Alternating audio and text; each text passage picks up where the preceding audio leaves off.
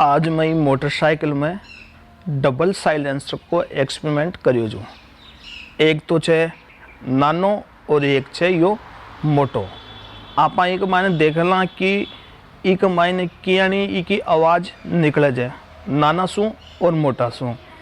यो तो छे पहली यो मोटो बड़ो जो बहुत ही बड़ी आवाज़ निकाले जाए, मोटी आवाज़ निकाले जाए, और एक यो छे नानो। मैं थाने बताऊँ छूँ कि मैं इन पहली बनायो किया छो। यह एक सीधी नलकी लगाई छूँ।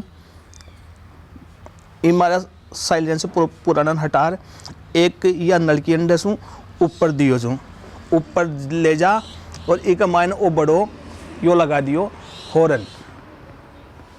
बड़ो सारो जो एक मायने अब आपा देखला कि आपा इसू कियान की दुनिया मिलार या साउंड निकल जाए। ये वीडियो ने लास्ट तक देख जो और एका हॉर्न को साउंड को मजो लीजियो भाई कहीं से साफ सु कियान को साउंड इनमें निकलियो जाए।